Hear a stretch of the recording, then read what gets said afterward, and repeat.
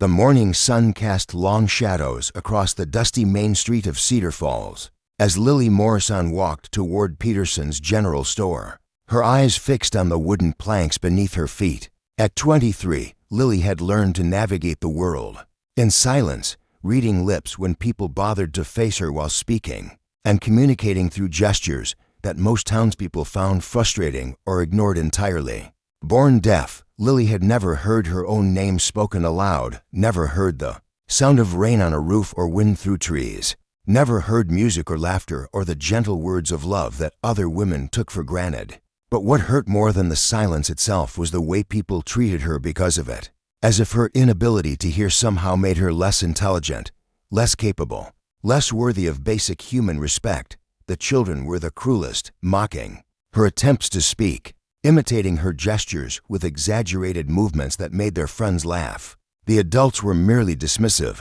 speaking about her as if she weren't present, discussing her limitations and prospects with the casual indifference reserved for broken objects that had outlived their usefulness.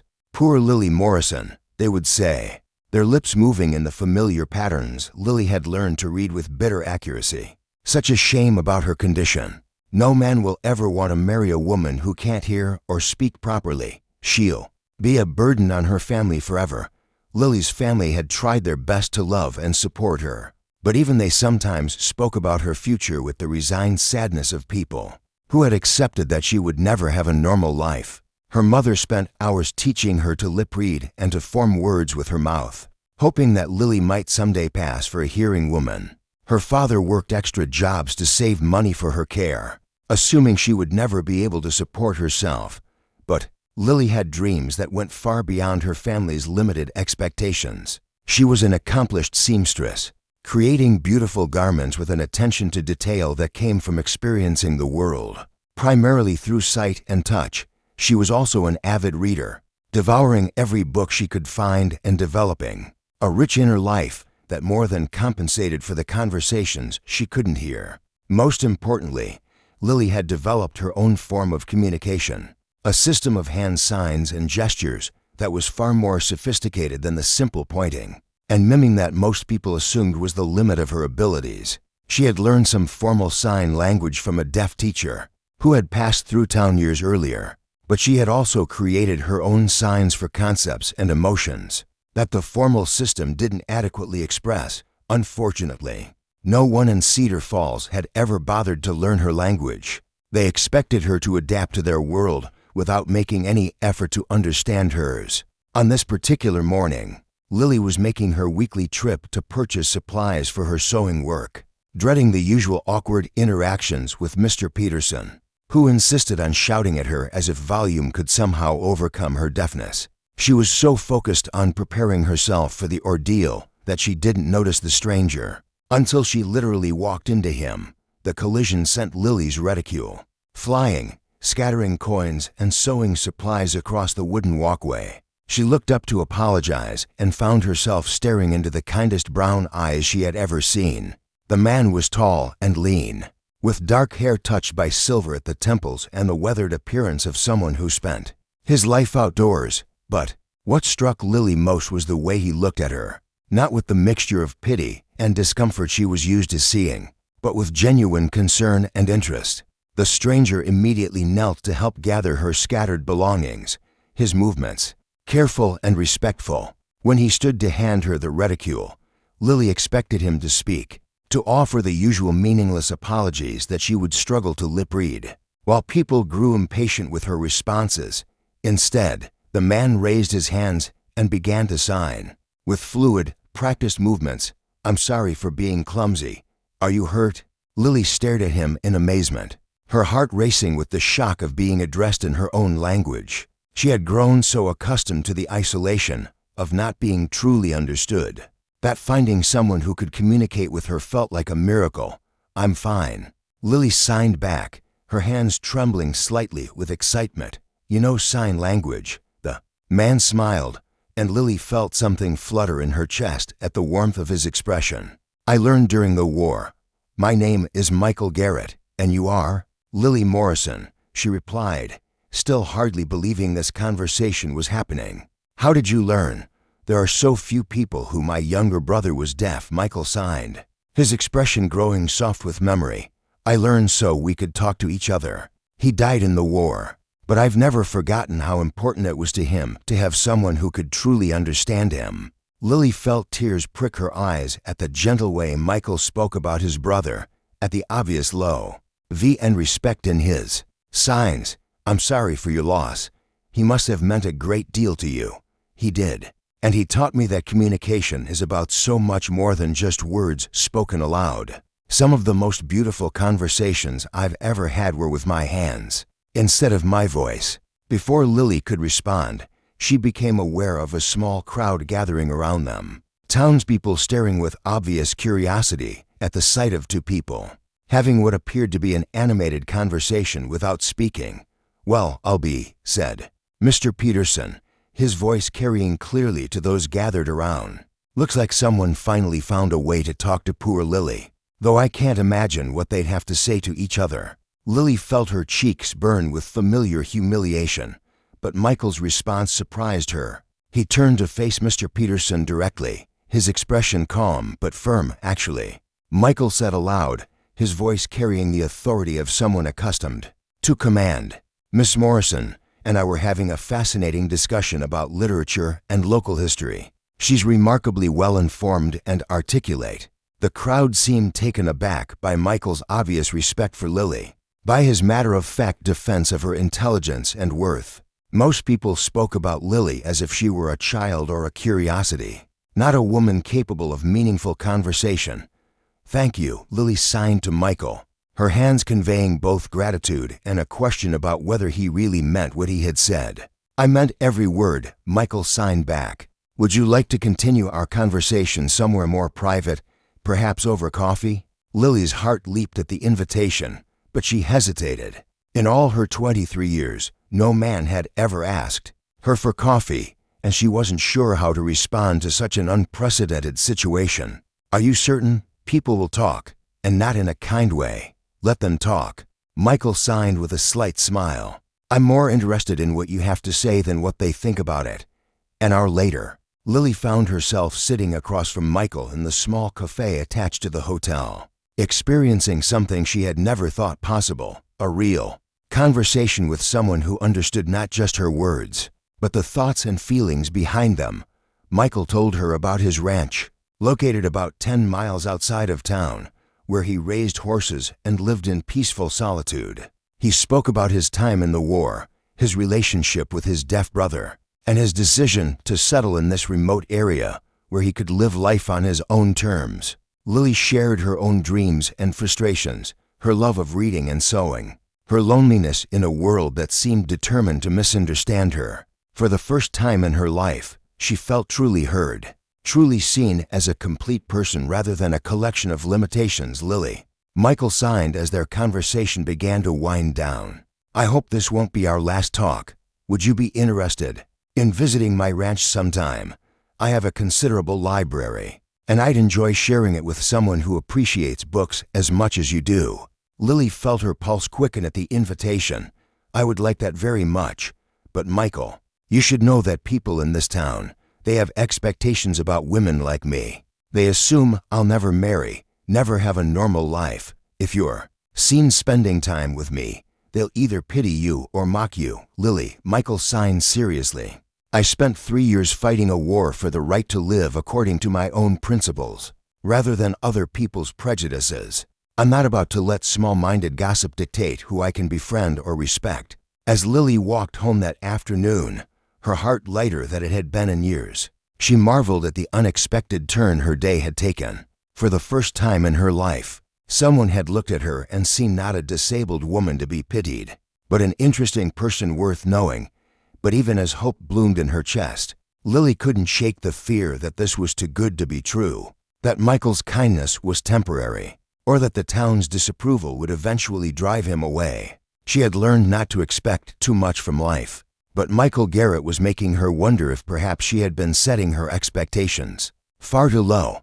Are you enjoying Lily's journey of finding someone who truly understands her? This story of breaking barriers and discovering love beyond words is just getting started.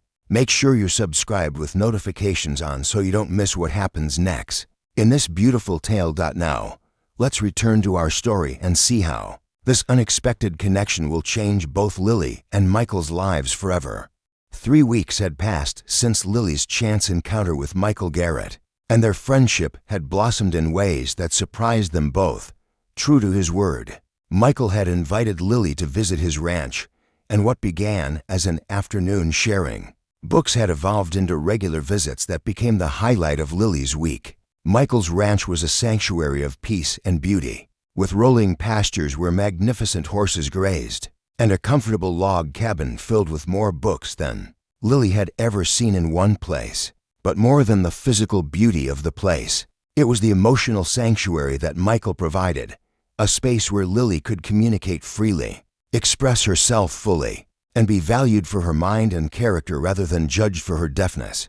"I've been thinking about what you said last week," Lily sighed as they sat on Michael's front porch, watching the sunset paint the sky in brilliant oranges and purples. "About how your brother used to describe music to you through sign language." Michael smiled at the memory.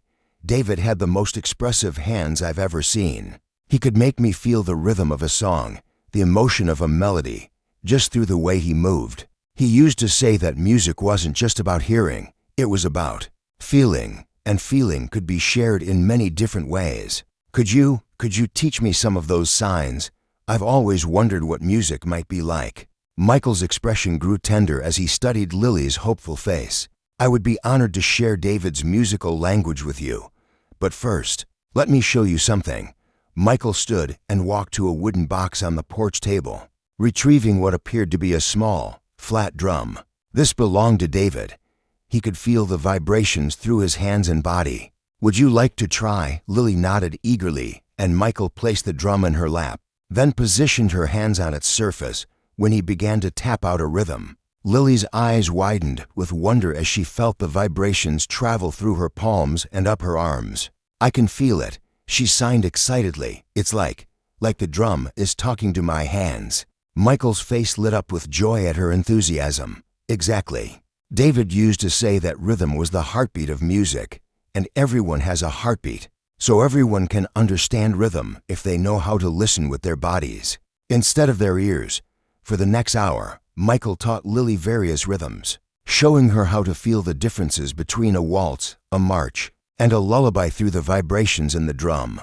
But more than that, he began teaching her David's system of signs for describing musical concepts: flowing gestures for melody, sharp movements for staccato notes, gentle waves for crescendos and diminuendos. "You're a natural at this," Michael signed as Lily successfully interpreted a complex rhythm pattern. "David would have loved to meet you. He always said that the best musicians were those who could feel music with their whole being, not just their ears."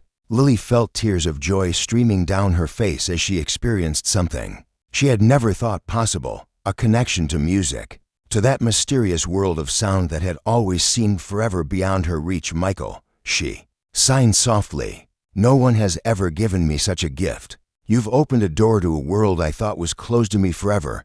You've given me a gift too." Michael replied, his own hands gentle as he formed the signs. "You've reminded me of the joy David found in sharing his language, his way of experiencing the world. I'd forgotten how beautiful it could be to see someone discover new forms of expression." As their lessons continued over the following weeks, something deeper began to develop between Lily and Michael. The intimacy of learning each other's languages, of sharing concepts that required trust and patience to convey, created a bond that transcended ordinary friendship. Lily found herself looking forward to their sessions with an eagerness that had nothing to do with learning and everything to do with spending time with this remarkable man, who saw her as complete rather than lacking. Michael, for his part, began to realize that his feelings for Lily went far beyond respect and admiration into territory that both thrilled and terrified him. The turning point came during a particularly beautiful autumn afternoon when Michael was teaching Lily to sing with her hands, creating flowing, expressive movements that conveyed the emotion and rhythm of songs without relying on audible sound. "Try to imagine you're telling the story of a love song," Michael signed. "Let your hands express the joy, the longing, the hope, the completion that love brings. Lily began to move her hands in graceful, flowing gestures, her face radiant with concentration and joy. As Michael watched her sing the story of love through movement, he realized that he was witnessing something extraordinary. Not just the beauty of her expressive hands, but the beauty of her spirit, her intelligence, her capacity for joy despite all the challenges she had faced.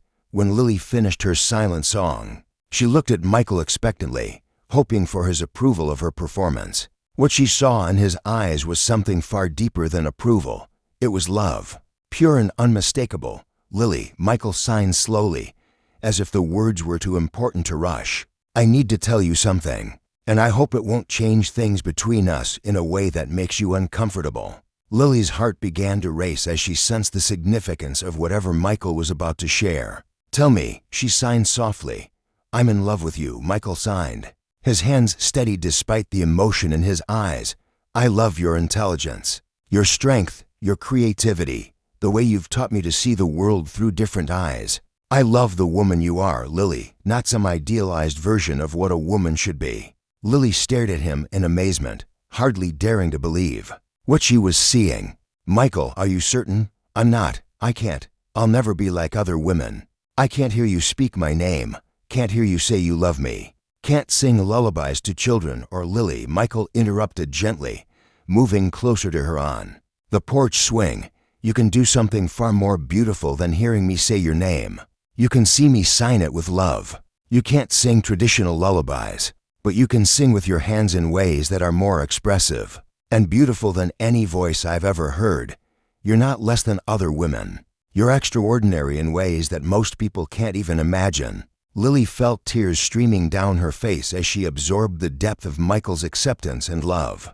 "I love you too," she signed, her hands trembling with emotion.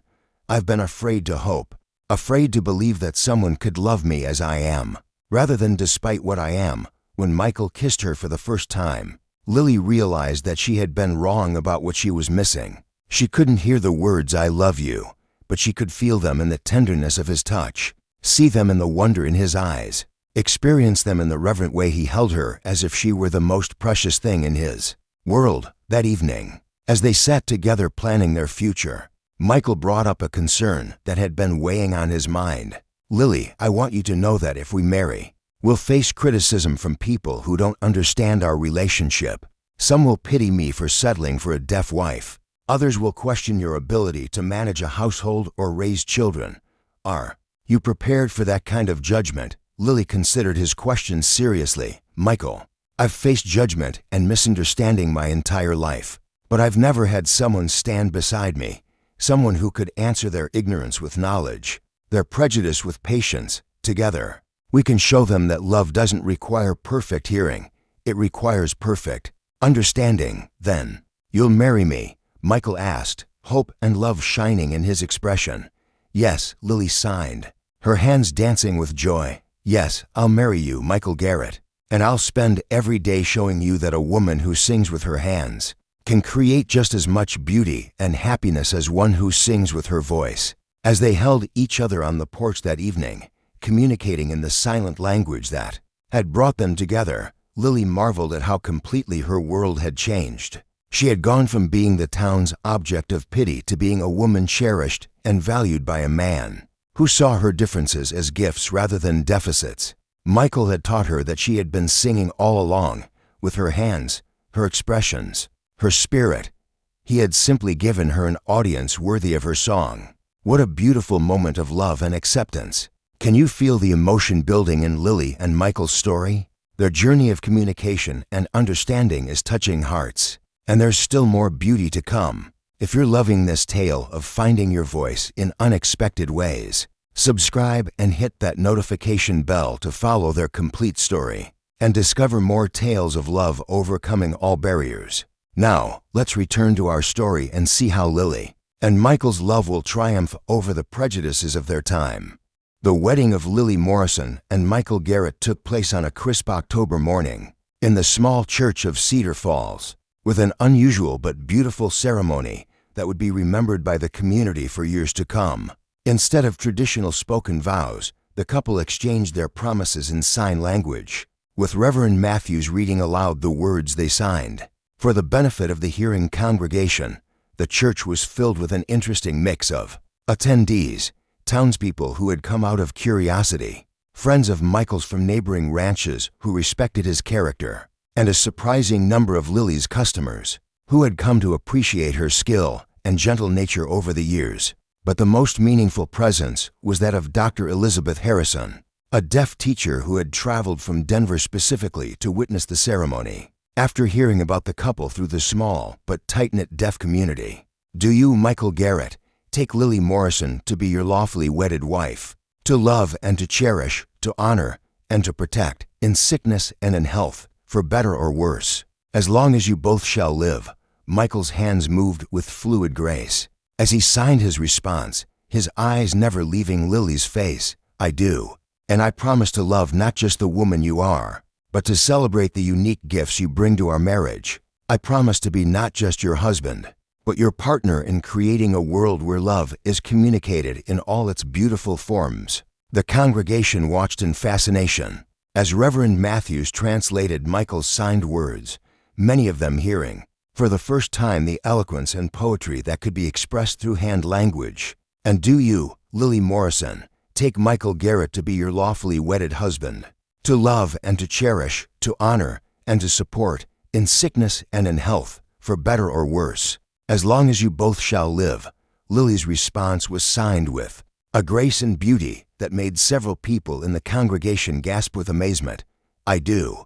And I promise to show you every day that love speaks in languages beyond words, that music exists in every movement, every touch, every look we share. I promise to sing our love story with my hands for the rest of our lives." When the minister pronounced them husband and wife, Michael and Lily's kiss was witnessed by a congregation that had just learned something profound about communication, love, and the many ways that hearts can speak to each other.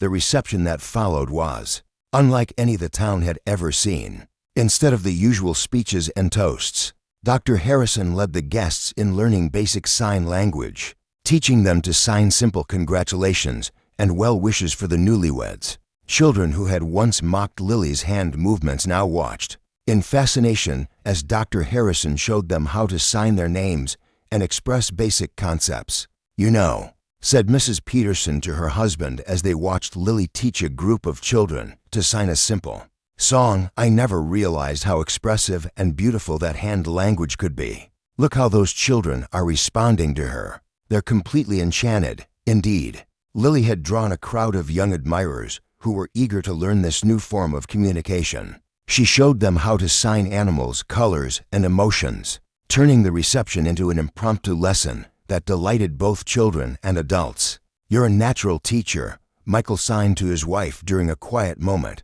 "Have you ever thought about starting a school for deaf children in the area?" Lily's eyes lit up with excitement at the suggestion. "Do you really think there would be interest? Enough support?"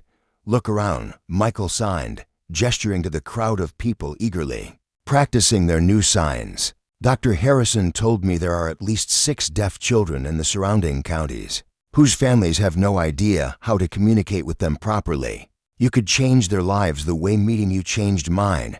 The idea took root in Lily's mind and grew throughout their honeymoon period. She and Michael spent their first months of marriage not just learning to live together as husband and wife, but planning a school that would serve deaf children from across the region. Michael's ranch would provide the perfect location, isolated enough to create a peaceful learning environment, but accessible enough for families to visit their children regularly. 6 months after their wedding, the Garrett School for the Deaf opened its doors with 5 students and 1 remarkable teacher. Lily had transformed the largest room of their home into a classroom, while Michael had built a dormitory for children who lived too far away to commute daily. The school was unlike anything the region had ever seen. Lily didn't just teach her students to communicate. She taught them to see their deafness as a different way of experiencing the world rather than a limitation to be overcome. She shared Michael's musical sign language, taught them to sing with their hands, and showed them that they could express themselves as eloquently and beautifully as any hearing person. But perhaps most importantly, she taught them that they had value, that their thoughts and feelings mattered, that they deserved to be understood and respected rather than pitied or dismissed.